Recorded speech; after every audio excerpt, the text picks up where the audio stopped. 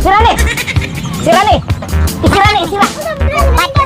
Dili, padaka ni. Padaka ni, padaka ni. Padala ni kabisig ka padala diri notice wa niyo girisig. Oo. Sir. Sira ka ni, sira ni. Wala ni anis tinaha. Ito ni balawa. Padaki, padaki. Padala ni tulong ka bisis. Wala mo tubag. Wala mo respeto. Ha? Kami ang haris kalibutan. Haris ang kalibutan. Kami nagbabato sa nagbalaka sa mga balaod. Ako ni Timo. Timo, wala. Video eh. Oh. Dito ya. Ayaw. Gini na pwede. Ito na yung pwede.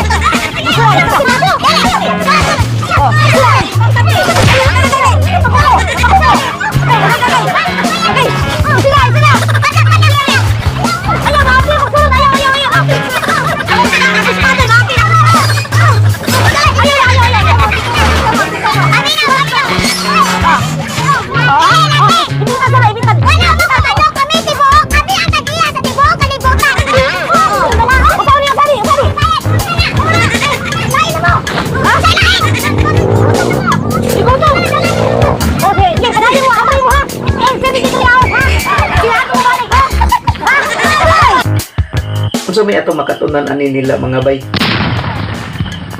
Ang atong ebanghelyo rong adlaw dahil Biblia ba ya? Ato basahon na inyong Biblia. Kapibilis sa tatagyot mga bay.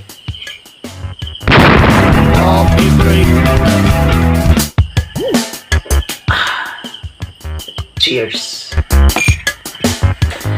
Ni adri mga bay sa kuan kining sa Juan kapitulo 2.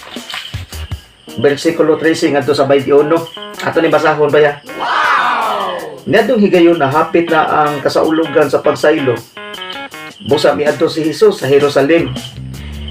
Dito sa huwanan sa templo, nakita niya ang mga tao nga namaligya o mga baka, Wow! mga karnero o mga salampati. Nakita usab niya ang mga tig-ilis o kwarta. Unya si Hesus naghimog latigo nga pisi o giabog niya ang tanang mananap, ang mga karnero o mga baka. Niadto sa gawa sa templo, giabo usab niya ang mga sinsilyo sa mga tig-ilis o kwarta o gilintuwad ang ilang mga lamisa o iyang gimanduan ang mga tao nga namaligyag mga pati. Dad kini sa gawas, ayaw ninyo himo ang merkado, ang balay sa akong amahan. Unya nahinumdom ang mga tinun-an nga ang kasulatan nag-ingon, ang anak nagmahal sa imong balay. O Diyos, nagdilaab sulod kanako sama sa kalayo. Tungod sa gibuhat ni Hesus, nangutana kaniya ang kadagkuan sa mga Hudiyo, unsay ilhanan nga ipakita mo ang pagmatuod nga may katungod ka sa pagbuhatan ni. Nga si Hesus mitubag, gubaan ninyo kining templo o tukuron ko kini pag-usab sulod sa tulo ka adlaw. Sila miingon kaniya, kining templo ha gibuhat sud sa 46 ka tuig. Unya tukuron mo kini pag-usab sulod sa tulo ka adlaw.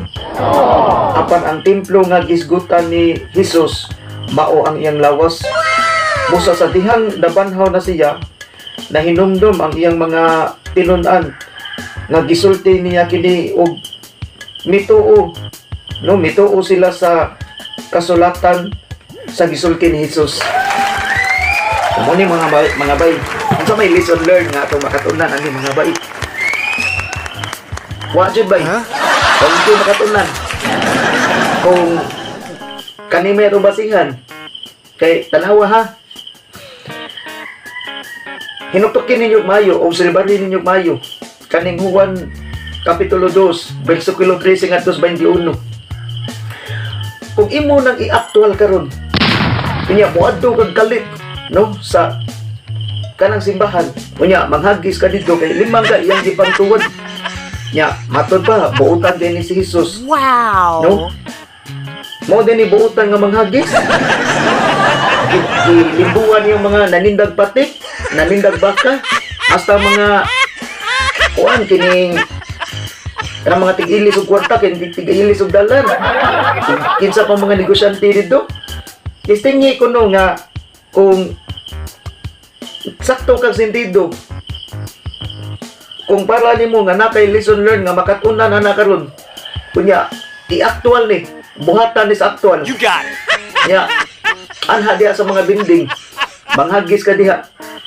Nya mo kalit lang kadag ingon nga guba kining templo ug pabarugon ko pagpabarugon ni nako sus tulo ka adlaw. Kay ang istorya ni mong sugilanon mga bay, kanigod sugilanon ra magini ning mga writers Biblia. Nga nahimuon ko ng mga tao nga 46 katuig nga gitukod ning building nga kining templo ha.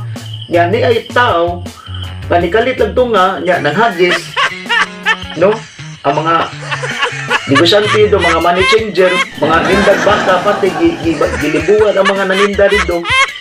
Kunya nikalit lang ingon nga gubaan ninyo kining templo ug pabarugon ko kini sud sa tulo ka adlaw.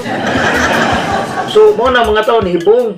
Kunya di ay nang tanawa ang kuana observer ninyo kung say mga lesson learn ninyo ani tubagan ninyo sa kaning mga relihiyoso.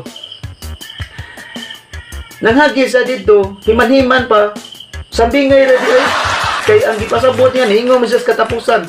Dere aning bersikuloha nga, gubaan ninyo kining templo, unya pabarugon ko kini pag-usab, suds tulo ka adlaw. You got it. So nanghagis sa dito, unya himan-himan, sambingay pa di ay, kay ang gipasabot ay kuno, mao ang iyang lawas, nga nabanaw siya sa tulo ka adlaw. So no na ako ng mga bay, kung buhaton ninyo sa actual din. Kunya manghagis mo diha. Nya moingon mo nga ayaw ninyo himo ang merkado, ang palay sa akong amahan. Nya pagkuman musulti ka nga gubaan ninyo ning building nga. Nya himo nang pabarugon tulo ka adlaw. Nya himan-himan sinumbingay ra di ay. Di pasabot ang imong lawas kay kuman kay lansang sa cross mabanaw ka pagbalik. So hapit labang Semana Santa mga bay. No, gamito na sa ning mga bersikulo ha. So mo ni nahitabo karon mga bay nga midaghan ang mga ingon anang ubang relihiyon mga bay. Paliteral na o sumbingay na kamo na li pagunahon na og unsay lesson learned nga inyo makatunan ani bersikulo ha. Balik-balikan ninyo basa og obserbahan ninyo maayo kung buhaong ba ni sa actual sa atong panahon karon mga bay. Kape break o cheers na atong tanan mga bay. Okay, break.